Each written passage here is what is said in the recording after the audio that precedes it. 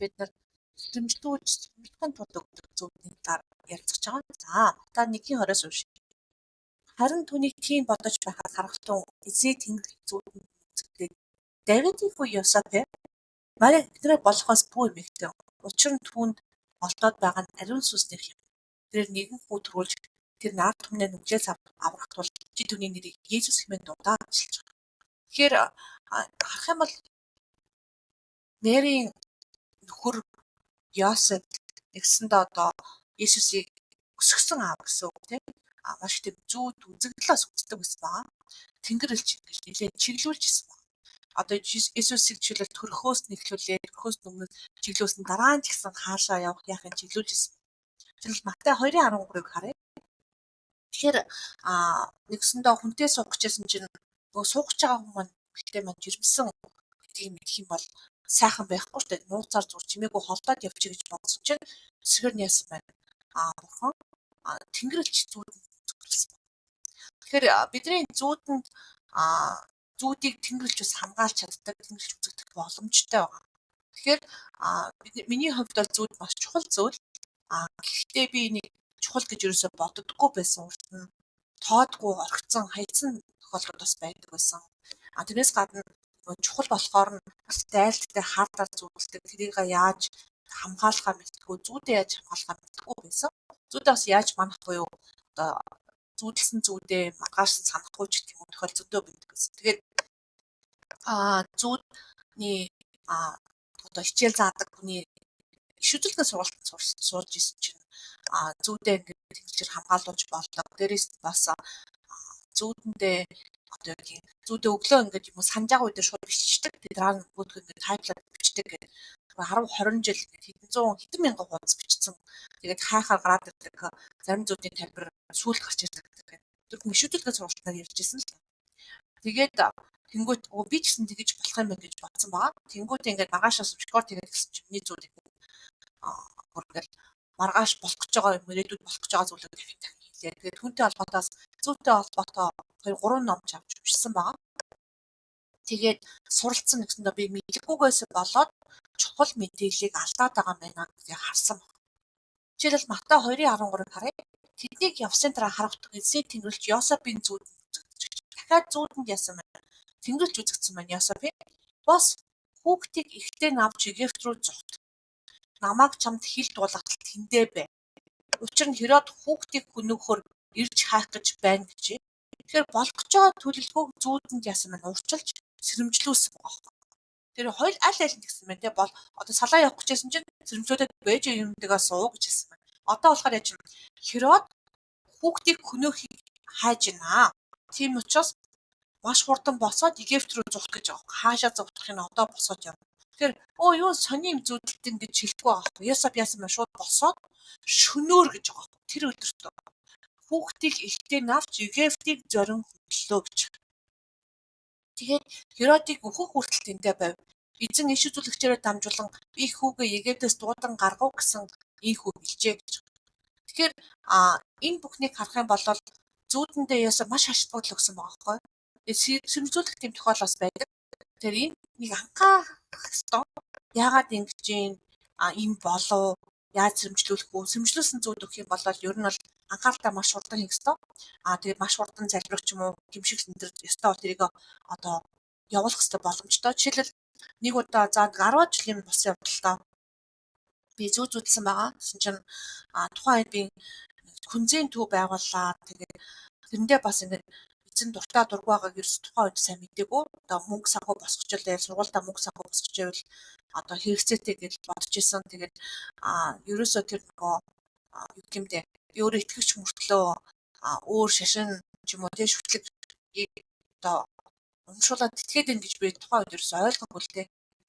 Тэгээд тэр тэнд чинь маш их буддист хүмүүс, ламбо тэгэл янз бүрийн хүмүүстэй тухайн үед бас холбогдож исэн үнэлтэй. Одоо асууж исэн биш хамтарч ажиллаж исэн гэх юм да. Угаасаа боловсролын байгууллагад ажиллаж байгаа юм бол янз янзын хүмүүстэй ажилладаг байгаа.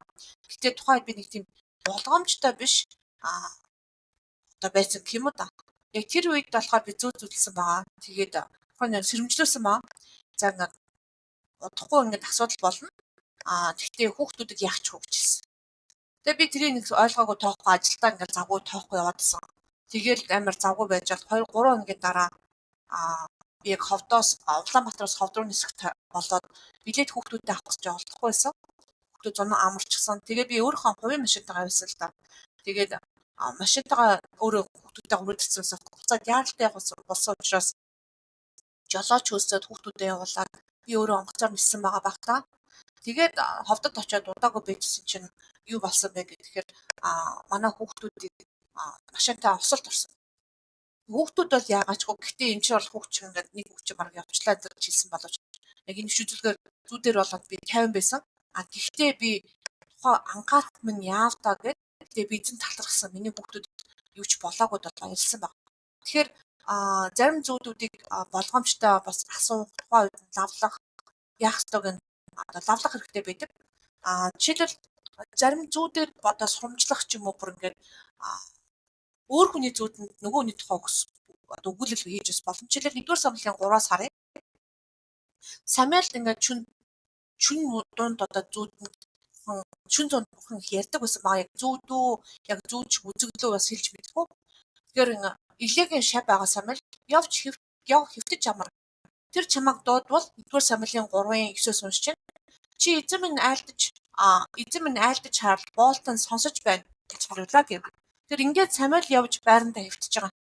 Тэгэхээр эзэн эрт дэрэгтэн зогсоод урдын адил Самуэль гэж дуудав. Самуэль айлдаж хараад боолтон сонсож байна гэв. Эзэн Самуэльд харах тун Израильд нэгэн зүйлийг үлдэх ба үүнийг сонссон бүхний 2 чихэн хангах болно. Тэр өдөр би Илиадаар түүний гэрийн эсрэг өөрийн алдсан бүхний эхнээс нь дуустал буулгана. Түүний хөвгүүд өөрсдөө хараал авчирсан бөгөөд тэр тэднийг хазаардаагүй тул түүний мэдсэн хилэнцгийн учир өөрийнх нь гэрийг мөнгөж хийдэхээр зэхэж байгаа хэмээн би түүнд хэлсэн билээ.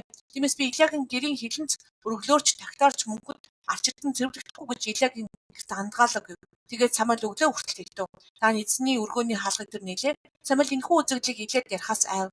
Тэгээд Илиад Самуэлийг дуудаж миний хүү Самуэль яг Самуэль би энд байна гэлээ Илиа.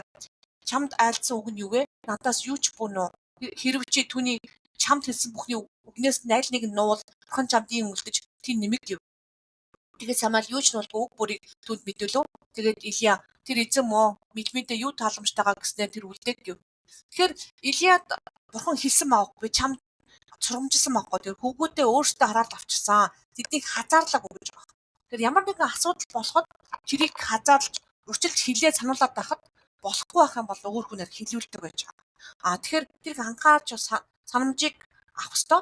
Тэгээд тэр хүн нь өдөр сануулга авсан хүн нь нөгөө хүндээ хэлэх ёстой байгаа. Жишээлбэл одоо би заримдаа ингээд шавнырынхаа тухай зүүд ч юм уу зүүдэлдэг л да. Ажлаа анхаараач гэдэг юм уу те эрүүл мэндийн анхаараач гэдэг юм уу эсвэл тухайн хүн дээр одоо зүүд авах юм болоод би маргааш нь шууд хүнтэйгээ ярьдаг байгаа.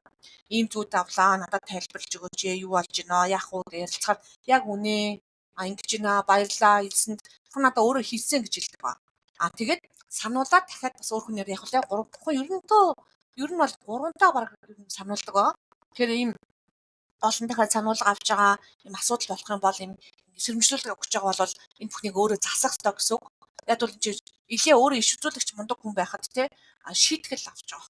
Тэгэхээр Самуэлийг яг үүндээ одоо Илиа маань өөрөө мундаг хүн Ханна бой Самуэлийн ээжийг одоо юу гэдгийг те бүр хүүхдгүй байхад нь залбираад тэгээд хүүхдтэй болсон тэр нь Самуэль шүү дээ. Тэгэхээр чин өөрөө мундаг хүн байгаа байхгүй. Гэтэл хүүхдүүд нь яасан байна? Асуудал гаргадаг. Өөрөө бас яадаг вэ? Асуудал гаргадаг. Инээсээ болоод яадаг вэ? 2 хүүхэд нь ч насвардаг, өөрөө ч насвардаг байгаа. Тэгэхээр энэ бүхнийг харах юм бол бурхан хилдэг, сэрэмжлүүлдэг. Тэгээд үнэхээр болохгүй бол үнэхээр бас яадаг вэ?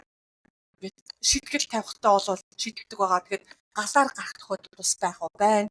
Тэгэхээр бурхны өгж байгаа сургамжийг бас сайн сонсож, анхаарч, залбирж, асууж, гимшиж одоо үнэхээр эзэнтэй тийм ярилцах хэрэгтэй. Энэс одоо зүгтаагаад ч юм уу тоохгүй явчихсан. Үнэхээр болохгүй шүү. Тэгээд наа чи алдаа битгий гаргаараа.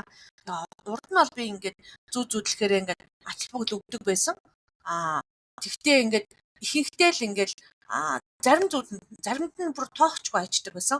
Тэгэхээр яг ерөн Самуэль шиг шүн дунд намайг эзэн дуудсан байдаг. Угаасаа янжмаа босс гэдэг 2 ч удаа дуудсан байдаг. Тэгээд тухайн үед бас яг би эзэнтэй ингээд шүн зүүдээр тодорхой ингэж ярьж өгдөг миний анхных байсан. Тэгээд сүүлд нь хүмүүсээ сонсож байхад ер нь бол хүн чамтай ярилцаа сураад ирэхээр зандаа тийм чанга аудио дуулбар ярихаа болчдгоо. өөр байдалд хэлбэрээр ярьдаг гэж хэлсэн. Тэр нь баг үнэн баха. Би ер нь тэрнээс хойш чанга дуу хоолой барагтаа сонсоогүй. Дандаа зүүд үзэгдэл библийн ишлэлээр ярилцдаг байгаа. Тэгэхээр болж игэл нэг бухнаар чанга дуудуулаад иж болохгүй одоо жинхэнэ амьдралдаа ч гэсэндээ хүн одоо хүүхдтэйгээ зүгээр ингээ ярилцдаг болохгүй болохоор хөөй гэж амар чанга арилдаг үстэй. Тэрнтэй адилхан бас хамаагүй одоо чанга ойрлуулад иж болохгүй бурхныг тэгээд бас сэрэмжлүүлсэн зүүд өгөх юм болвол бас үзэгдэл өгөх юм болвол түүнд бас азбуглал өгөрөө гэж хэлмээр байна. Тэгээд зүүдээ бас та тэмдэглэж үлдээж болно. Өглөө ингээд мартахаасаа өмнө шууд тэмдэглэжээд рекординг хийжээд тэгээд өдөр нь асууж болно энэ ямар учиртай вэ? Ерөнхийдөө бол ингээд ирээдүйн зүүдүүд юм уу сануулсан ч юм уу анхааруулсан, хайрлсан, сэтгэн босгосон зүүдүүд хүртэл байдаг байгаа. Тэгэхээр хүн таны зүүдэнд бас ярьдаг шүү гэдгийг битгий мартаараа. Тэгээд таны өгж байгаа мэдээллийг бас хайхрахгүй өнгөрч болохгүй шүү гэж хэлмээр байна. За бурхан танд хайртай шүү. Эцэг сэрэмжлүүлж байгаа ч гэсэн бурхан танд хайртай учраас энэ хүнийг хийж байгаа гэдгийг бүү мартаараа. Баярлалаа.